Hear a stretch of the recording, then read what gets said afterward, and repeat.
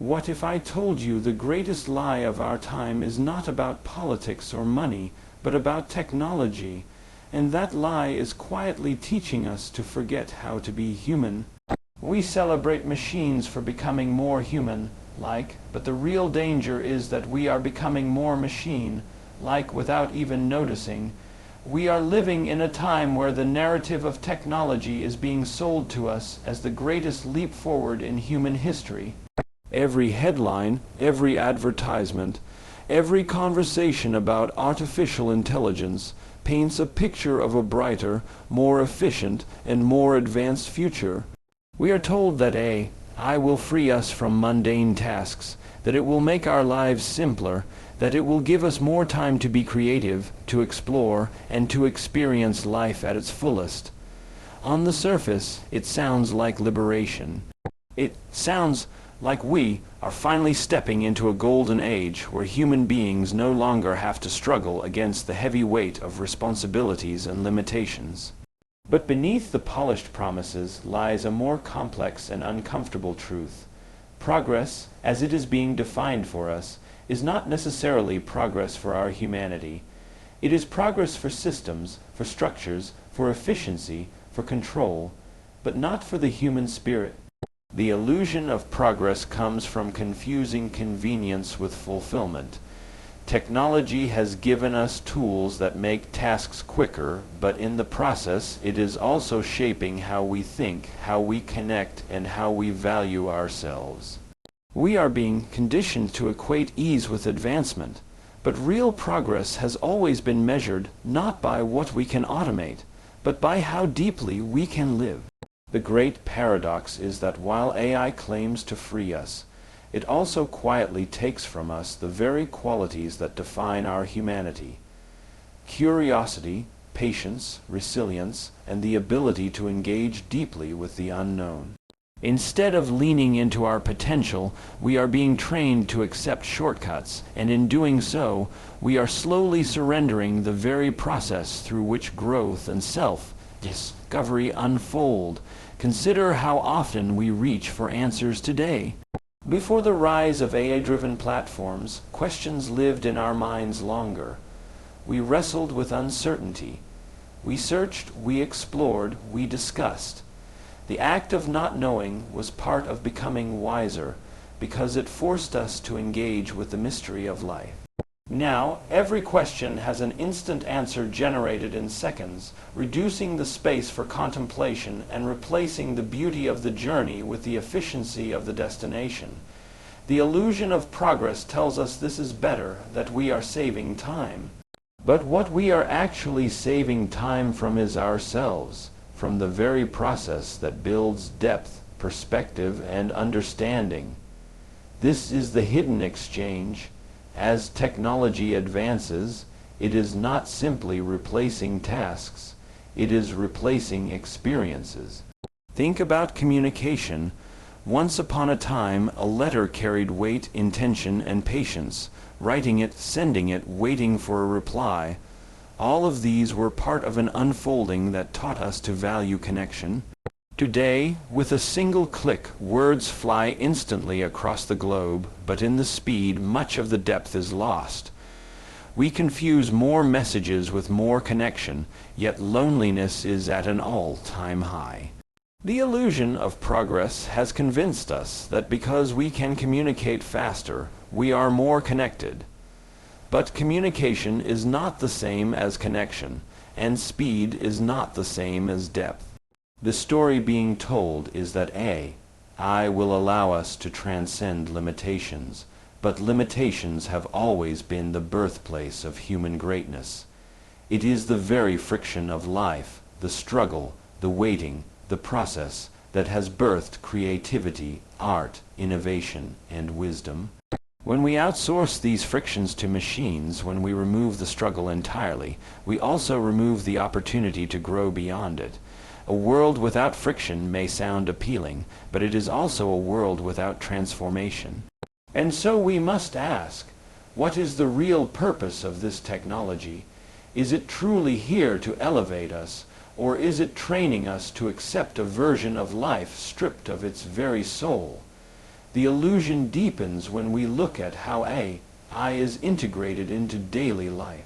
Every app, every recommendation, every algorithm is designed to make us believe it understands us better than we understand ourselves.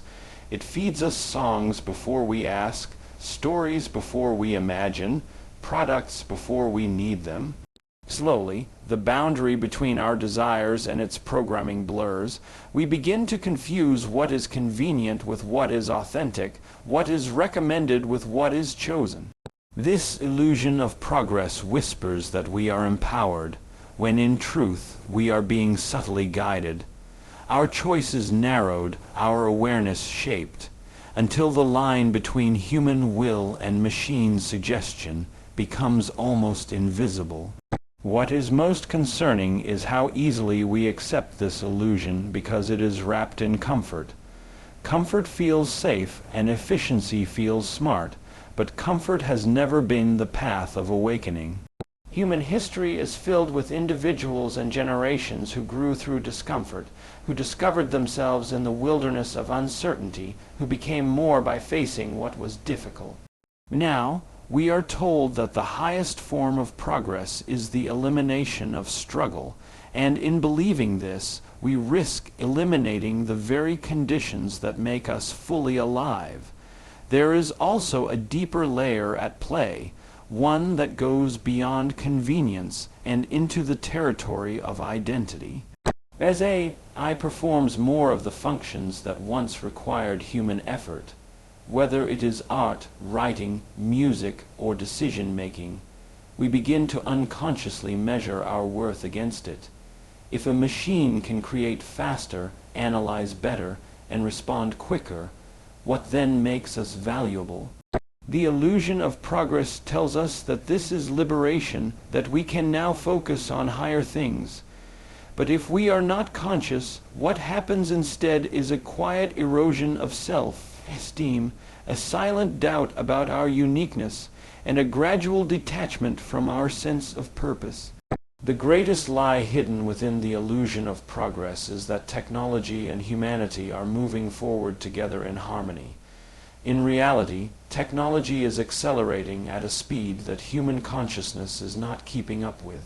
We are running faster but awakening slower. The result is not advancement but imbalance.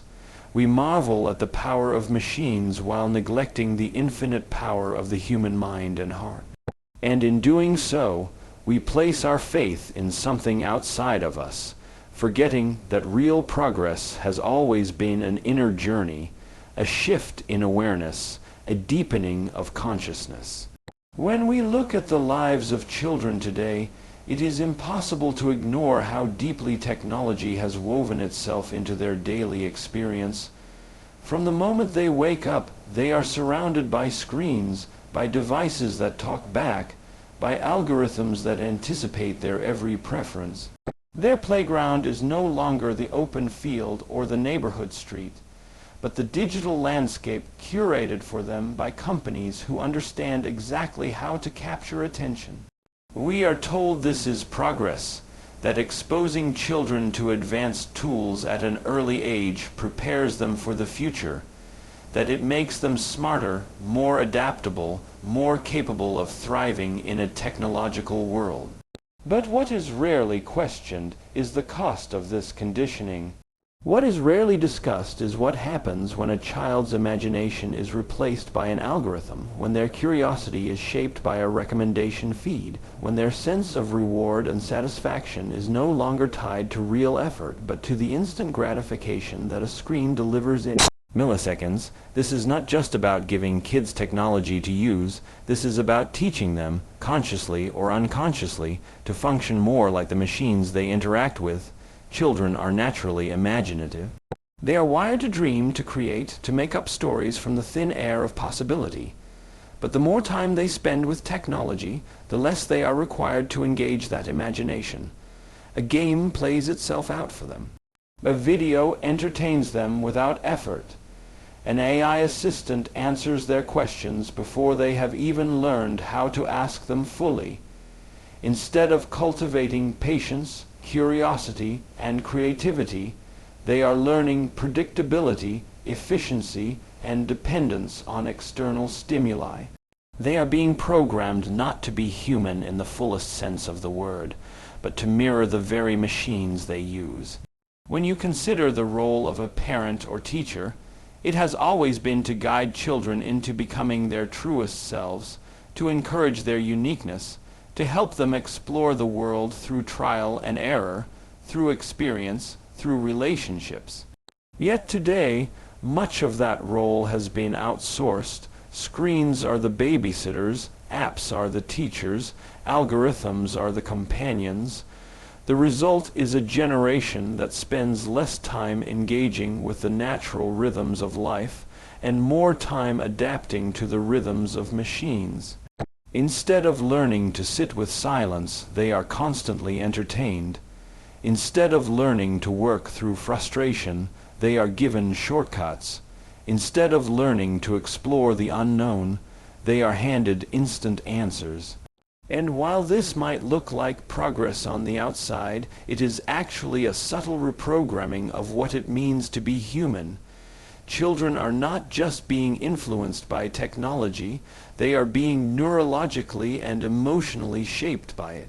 The brain of a child is highly plastic, meaning it adapts quickly to whatever environment it is placed in. When the environment is dominated by instant gratification, the neural pathways that support patience and long-term focus weaken. When the environment rewards constant stimulation, the ability to sit in stillness and reflect diminishes. When the environment provides pre-packaged answers, the capacity to wrestle with uncertainty and discover insights through personal effort is lost. This is not accidental. This is the result of a system designed to keep attention locked in, to keep engagement high, and to normalize the idea that everything worth having should come instantly and easily. Think about the long-term implications of this. If children grow up believing that learning is simply about consuming what a screen tells them, then the muscle of critical thinking atrophies. If they grow up believing that entertainment is just a swipe away, then the capacity for wonder and imagination declines. If they grow up believing that relationships can be substituted with virtual connections, then the ability to feel deeply, to empathize, to be present with another human being weakens. We are programming a generation not to lean into their humanness, but to accept a diminished version of it, efficient, predictable, optimized, but emotionally detached and spiritually underdeveloped. It is easy to see why this happens. Adults are also seduced by the promises of technology. We are busy, overwhelmed, and looking for ways to make life easier. Handing a child a screen gives us relief, it gives us space, and it gives us the reassurance that they are engaged with something educational or productive. But what we don't see is that we are trading short-term convenience for long-term consequences. We are shaping children's inner worlds in ways that cannot be undone simply by taking the device away later. Once the brain has adapted to the speed of technology, the slower pace of real life feels unbearable. Once the child is used to instant feedback, the gradual unfolding of real growth feels frustrating. Once their attention is fragmented by a constant stream of stimulation, the stillness required for reflection feels uncomfortable, and so the cycle continues. Children who grow up programmed by technology become adults who are more dependent on it. They enter a world where their value is measured not by their creativity or their capacity for deep thought, but by how quickly they can adapt to machine-driven systems. They carry with them an unconscious belief that being human is not enough, that to be valuable they must think, act, and respond like the very algorithms that shape them. The tragedy of this is not just the loss of imagination, but the loss of the recognition of their own worth beyond performance, speed, and efficiency. The true danger is not that AI becomes more human-like, but that humans become more machine-like. When children are taught to value speed over depth, efficiency over empathy, and predictability over imagination, they are not just learning skills for the future, they are learning to give up the essence of what makes them human. And once that essence is lost, once it is replaced by machine, like conditioning, it becomes increasingly difficult to reclaim. Every era of human history has carried within it an invisible force that shaped the way people thought, felt, and lived. In the past, it might have been religion, politics, or culture. Today, the invisible force is technology, and more specifically, artificial intelligence. Unlike previous forces, AI is not just shaping societies externally, it is weaving itself into the very fabric of individual consciousness. The challenge is not simply that AI is powerful, but that it operates in ways most people do not fully see. It slips into daily life disguised as convenience, dressed as innovation, cloaked in progress.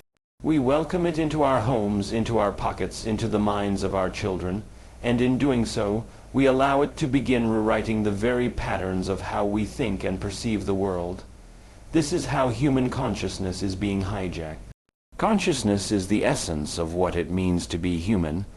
It is not just awareness, but the ability to direct awareness, to choose where attention goes, to decide what matters and what does not. But attention has become the new battlefield. Every app, every platform, every AI-driven recommendation is designed to capture, hold, and redirect our focus. What we look at, what we think about, what we feel, all of it can be subtly influenced by algorithms that have been trained to understand us better than we understand ourselves. The more time we spend engaging with this, the more our inner world begins to shift, not through conscious choice, but through unconscious conditioning. Think about the experience of scrolling. A person might open a device with the simple intention of checking one message, and yet within moments they are pulled into an endless feed. The content feels tailored, personal, almost as if it was waiting for them. This is not by accident. AI-driven algorithms are designed to predict what will hold attention, and in doing so, they bypass the conscious mind's ability to choose. The brain becomes trained to crave this stimulation, to expect constant novelty, to seek validation through likes and responses. Over time, this rewiring changes not just behavior but identity itself. People begin to believe that what they consume defines who they are, that their worth is tied to engagement, that their truth is whatever appears on the screen most frequently. What was once human choice becomes an automated response. The brain, which has always been adaptive, is now adapting not to the natural rhythms of life, but to the rhythms of machines.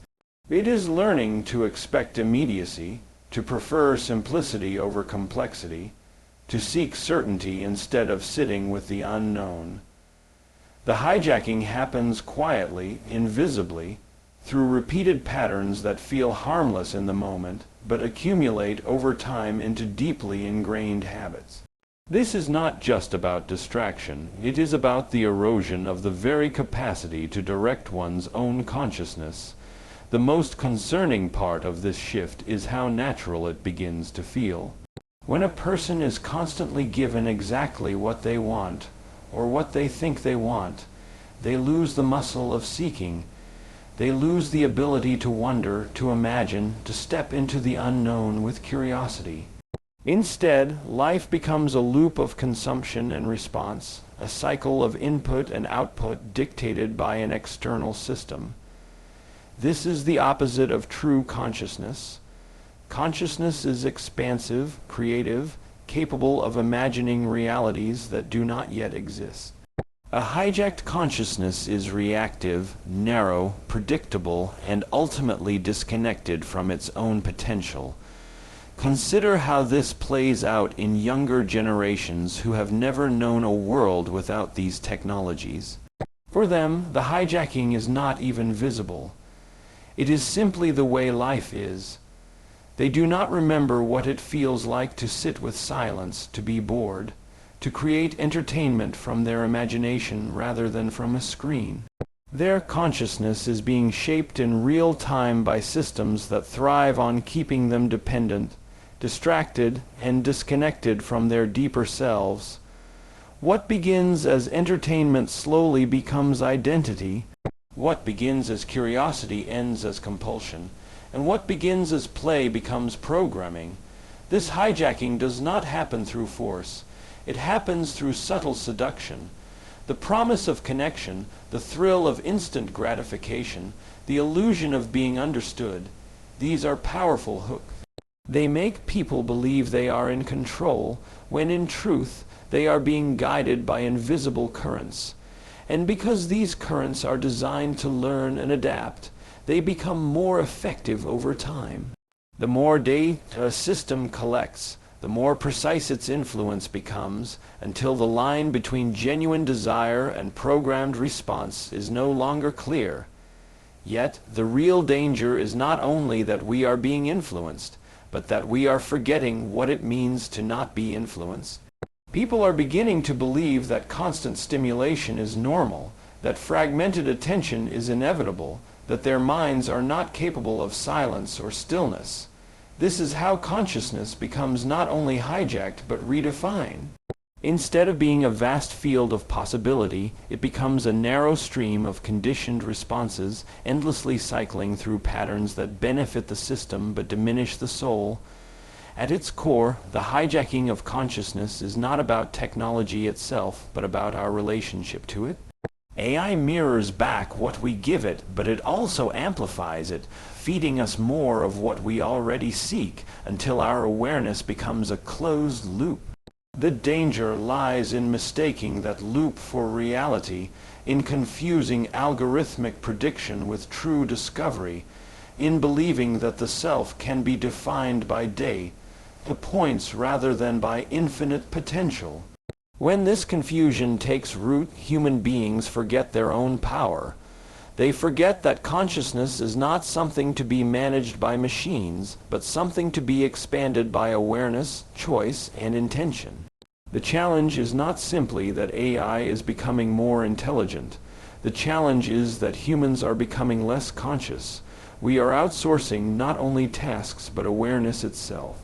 We are allowing machines to decide what deserves our attention, and in doing so, we are surrendering the most valuable resource we have, the ability to direct our own minds, to choose what we focus on, to create reality from within rather than consume it from without. The greatest paradox of our time is that as machines are being designed to imitate humanity more convincingly, humans themselves are beginning to lose touch with what makes them truly human. Artificial intelligence is evolving to generate language, create images, compose music, even mimic emotions, and in witnessing this, society marvels at how close machines can come to replicating our nature. Yet the deeper concern is not that machines are becoming more human-like, but that people are unconsciously reshaping themselves to be more machine-like. The qualities that once defined human essence, sympathy, depth, imagination, intuition, and presence, are being quietly replaced by values of speed, efficiency, predictability, and performance.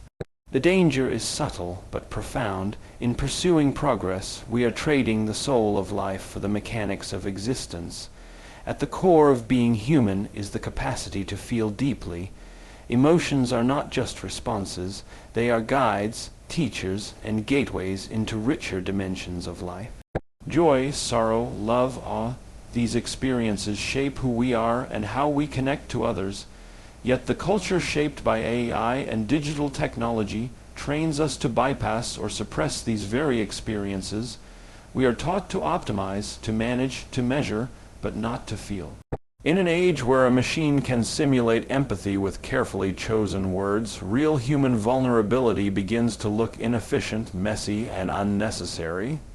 Over time, the ability to sit with raw emotion, to process pain, to embrace joy fully, becomes a skill less practiced, less valued, and less understood. Presence is another quality being eroded.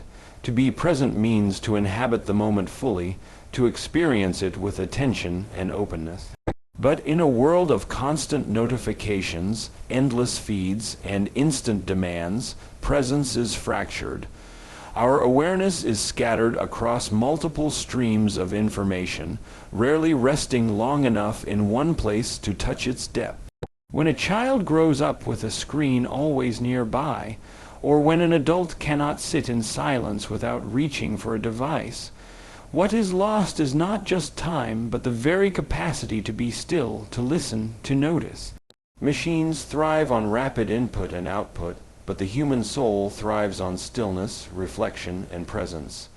Without these, we risk living lives that are fast but shallow, busy but empty.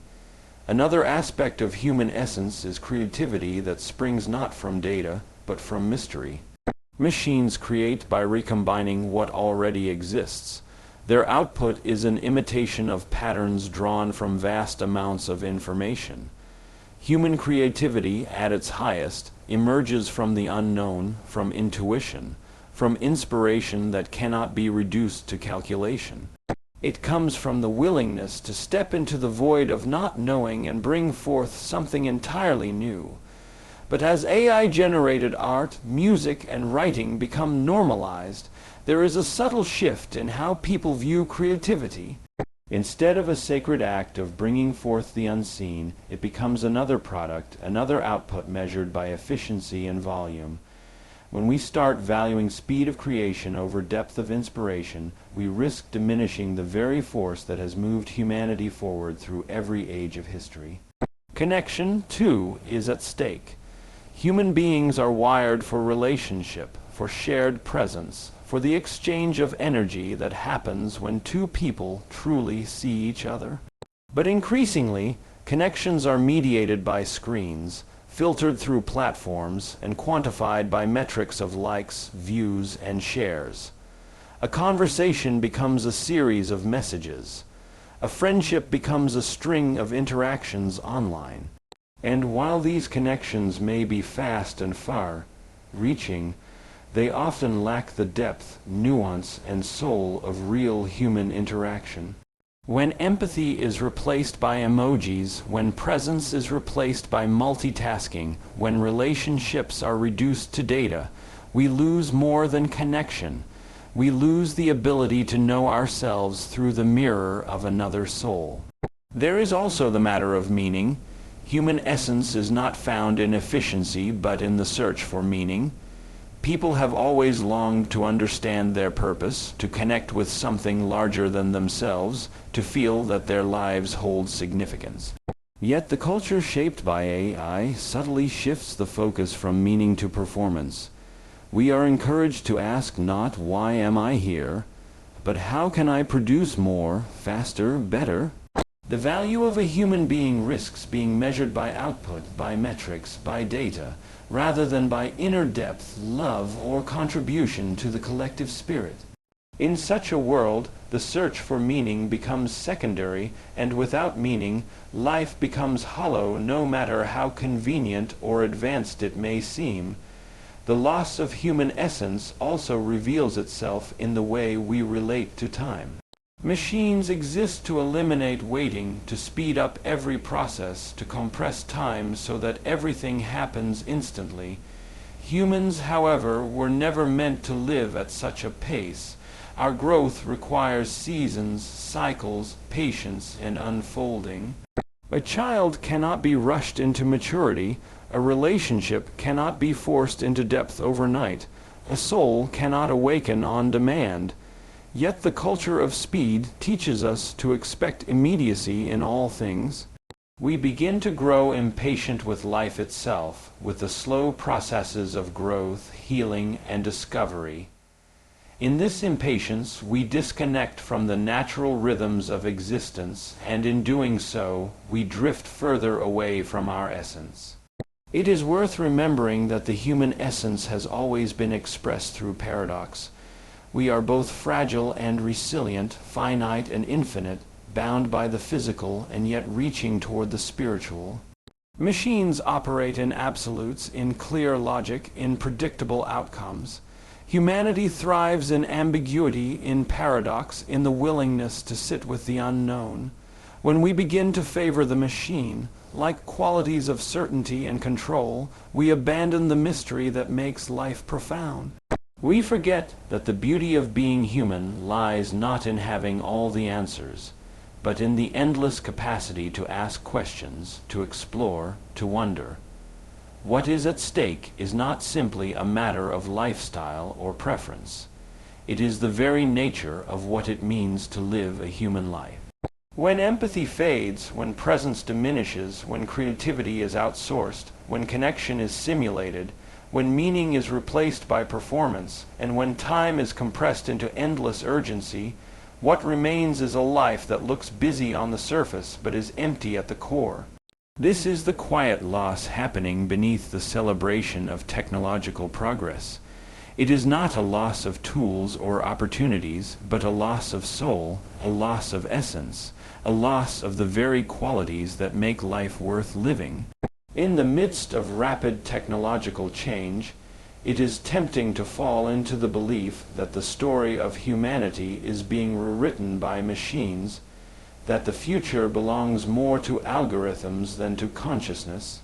Yet within this belief lies a subtle but dangerous resignation, as if the unfolding of our destiny were outside our control. The truth is, technology itself is not the enemy. The real question is whether we remain awake enough to use it as a tool rather than be shaped into its likeness. Reclaiming humanity is not about rejecting artificial intelligence or fearing innovation, but about remembering and reawakening to the deeper dimensions of who we are, dimensions that no machine can ever replicate. It is about becoming conscious of the essence that defines us and choosing to live from that essence with intention. At the heart of reclaiming humanity lies awareness. Awareness is the power to step back from the constant noise and recognize what is truly happening within us. Most people are not aware that their thoughts, emotions, and even desires are being influenced by the invisible architectures of technology. Without awareness, the hijacking of consciousness becomes complete. But the moment one becomes aware, a gap is created, and in that gap lies freedom. Freedom to choose differently, freedom to direct attention where it truly matters, freedom to reconnect with one's own inner world rather than live only in reaction to external stimulation. This is the first step in reclaiming humanity, the awakening to the fact that we are not passive participants in this story, but active creators of it. The second step is connection, connection to self, to others, and to the greater field of life. Machines can simulate connection, but they cannot embody it. Real connection requires presence, empathy, and vulnerability. It requires the courage to show up fully, to listen deeply, to feel without defense. When we choose to connect authentically, we activate the parts of ourselves that machines cannot touch. A conversation that unfolds in the richness of silence, a hug that communicates more than words ever could, a shared experience of awe before a sunset. These are the moments that remind us of our humanness. Reclaiming humanity means prioritizing these experiences, creating space for them, and teaching our children that no screen or algorithm can replace the intimacy of real presence. Creativity is another pathway back to our essence. True creativity is not about efficiency or output. It is about tapping into the unseen, drawing from the depths of imagination, and giving form to something that has never existed before. Machines can remix and replicate, but they cannot originate from the mystery of the human spirit. When we create, whether through art, music, storytelling, or innovation, we reconnect with the infinite potential that lives within us. We step outside the loop of programmed responses and touch the wellspring of originality. To reclaim humanity, we must rekindle this spirit of creation, not as a means of competing with machines, but as an affirmation of what makes us unique. Reclaiming humanity also requires a reorientation of values. The culture of technology often measures worth by speed, efficiency, and performance, but the human heart measures worth by love, meaning, and presence. To reclaim what it means to be human, we must remember that our deepest fulfillment does not come from how quickly we can accomplish something, but from how deeply we can experience it. It comes from the richness of our relationships, from the sense of purpose we find in our lives, from the contribution we make to something larger than ourselves.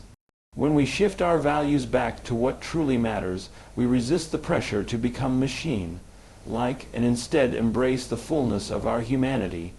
One of the most vital aspects of this reclamation is teaching the next generation. Children are growing up in a world where technology is their constant companion. But it is our responsibility to ensure they do not mistake that companionship for their identity.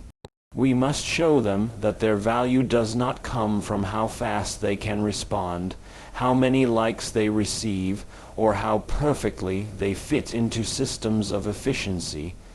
Their value comes from their capacity to imagine, to feel, to connect, and to live authentically. By modeling presence, by encouraging creativity, by nurturing curiosity, we can guide them to grow not as extensions of machines, but as conscious, compassionate beings who know their worth. Reclaiming humanity is also about reclaiming our relationship with time. Machines operate in the realm of immediacy, but humans are designed to live in rhythms, in cycles, in seasons of growth. We must slow down enough to feel the unfolding of life, to rediscover patience, to honor the processes that cannot be rushed. When we align with the natural pace of life, we remember that not everything valuable can be measured or optimized. Healing takes time, wisdom takes time, love takes time. To reclaim humanity, we must resist the illusion that faster is always better and instead embrace the depth that only comes through presence and patience. At a deeper level, reclaiming humanity is about awakening to the vastness of consciousness itself. Machines operate in data, logic, and calculation. Humans have the capacity to transcend logic, to touch intuition, to experience states of awareness that connect them to the infinite. Through meditation, reflection, and spiritual practice, people can awaken to dimensions of existence that no algorithm can comprehend.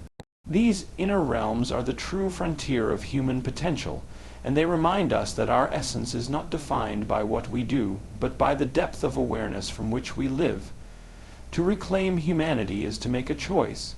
It is to choose presence over distraction, depth over speed, authenticity over performance, connection over simulation. It is to remember that while technology can assist us, it cannot define us.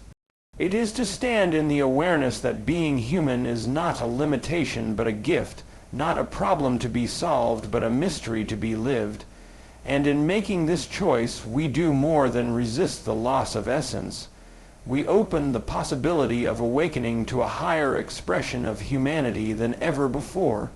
We stand at a crossroads in human history where the story being told about technology is filled with promises of freedom, efficiency, and limitless possibility, yet beneath the surface a quieter story is unfolding.